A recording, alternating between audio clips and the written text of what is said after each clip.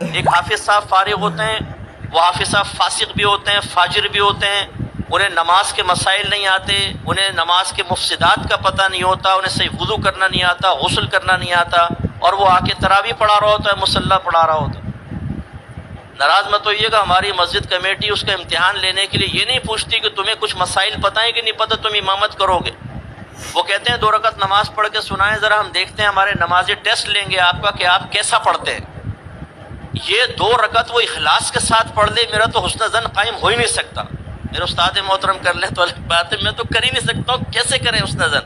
وہ تو فل ریاکاری کے ساتھ پڑھے گا تاکہ لوگ متاثر ہوں اور میری جگہ بن جائے یہاں پر، اور پھر ہم اس کی خوش الہانی سے متاثر ہو کر مصلی اس کے حوالے کر دیتے ہیں، کیا پڑھا ہے جی قاری صاحب نے یار، 20 منٹ میں 20 رکعت تراویح ختم، واہ کیا بات ہے، یعلم تعلم یعلم تعلم یعلم تعلم، ختم صاحب۔ تو جہالت کا عالم یہ ہے کہ کوئی ہم صرف حفظ کروا کے سمجھتے ہیں کہ ہو گیا معاملہ، اور وہ خواب دیکھ رہے ہوتے ہیں۔ اگر کوئی حافظ بیٹھا بھی ناراض مت ہو، لیکن نبی کریم صلی اللہ علیہ وسلم نے حافظ کے لیے جو فضیلت بیان فرمائی اسے مقید کیا ہے عمل کے ساتھ۔ رحمت کونین صلی اللہ علیہ وسلم ارشاد فرماتے ہیں کہ جس نے قرآن کو یاد کیا پھر اس کے حلال کو حلال اور حرام کو حرام جانا، وہ بروز قیامت اپنے خاندان میں سے 10 ایسے افراد کی شفاعت کرے گا جن پہ جہنم واجب ہو چکی ہے۔ تو یہ حلال کو حلال، حرام کو حرام جانا تو بیچ میں سے ہٹا دیا۔ جس نے قرآن حفظ کیا 10 کی شفاعت کرے گا۔ حافظ صاحب چھوڑے ہو کے گھوم رہے ہیں، یہاں تراویح پڑھائی، 27ویں میں شیو کر کے زمزم پہ پہنچے ہوئے بہنوں کی زیارت کے لیے، طارق روڈ پہ پہنچا ہوا ہے وہ یاترا کرنے کے لیے پوری رات۔ یہ حال ہے ہمارا۔ تو ناظرہ، اس کے بعد 6 کلمے، ایمان مفصل، ایمان مجمل۔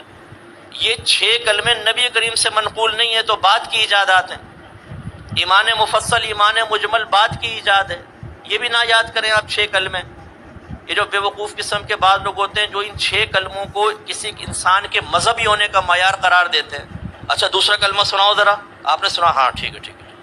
اچھا چھٹا کلمہ سناؤ، سنا دی، واہ واہ ماشاء اللہ، بھائی اس کلمے سے کیا ہوگا؟ اچھا ترجمہ پوچھ لو ذرا، رٹا ہوا ترجمہ بھی سنا دے، تشریح پوچھ لو ذرا، کچھ پتہ نہیں۔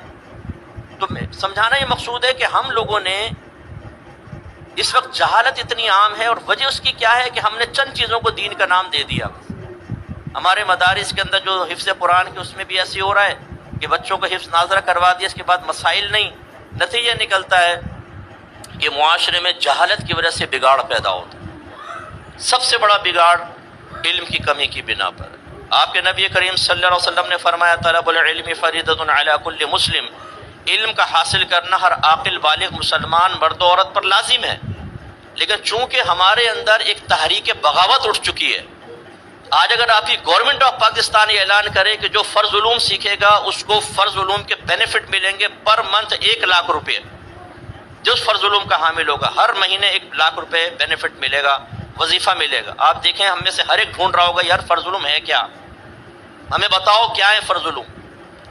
لیکن جب اس کا اعلان نہیں، آپ کے نبی نے فرمایا علم حاصل کرنا فرض ہے، تو ہم اتنی بھی زحمت گوارا نہیں کرتے کہ گھر کا سرپرستی کم از کم بیٹا ہل نہیں کرتا، ایسا نہ اوپر چلے جاؤ تو سیدھا شوں تھوڑا سا جم کے بیٹھ جاؤ، نہیں ہل رہا ڈسٹرب کر رہا ہوں۔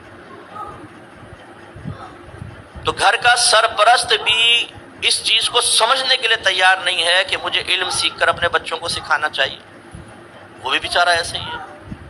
تو نتیجہ یہ ہے کہ ہمارا آج معاشرے کے اندر جو بگاڑ نظر آتا ہے اس کی بہت بڑی وجہ جہالت ہے۔